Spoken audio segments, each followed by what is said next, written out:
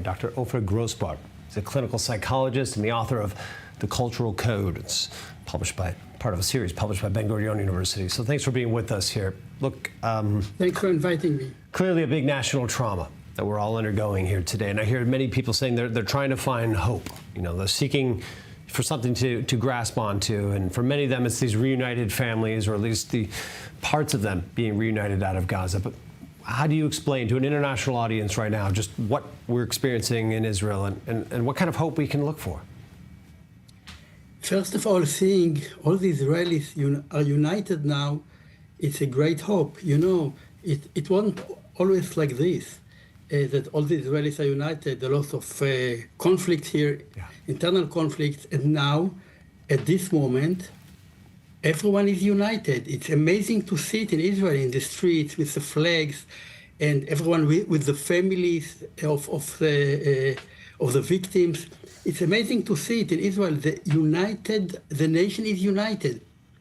It's important. I mean, it's interesting to say that beneath this, you know, unitedness and mourning, is, as always, you know, beneath the mourning there is a lot of anger.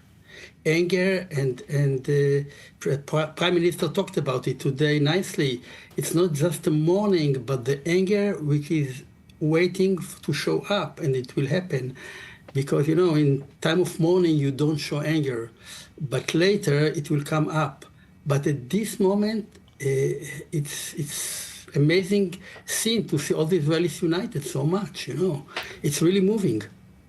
Certainly, I argue one of the great attributes of this small country is the way it can unite and the things this country can accomplish in those moments, and often in our darkest hour. You talk about the hardening of the hearts, I think, in many ways. I think people are eager to embrace as much of this exchange process as they can, to see people come home alive. But I think it's safe to say pretty much everyone understands there's another chapter of conflict coming here now.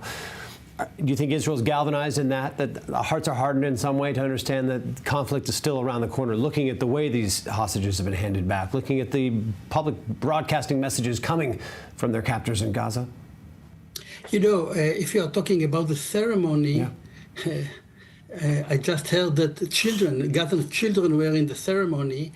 There is a debate whether to show the Israelis the ceremony. Right. So some people would like to see, some people not. It's very personal. But I think showing, I mean, letting the Israeli people to choose whether to see the ceremony is important. Because when you see the ceremony, you see the barbaric, morbid culture you fight with.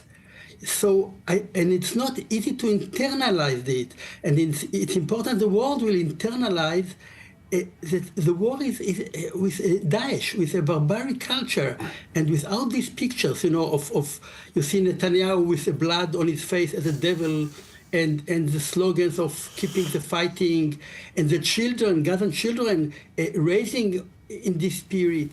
When you see all this ceremony, you start understanding the enemy.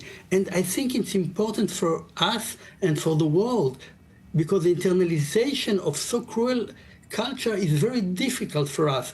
We're still hoping, you know, think about Oded Lifshitz, the old man that was one of the victims of.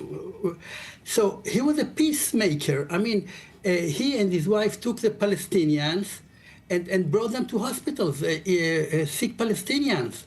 And the contrast between what was done to him and his belief in peace, it's so shocking, you know. So I think showing it, I don't know, at least for me personally, it's very important to see it in my eyes in order to internalize it and to remember it.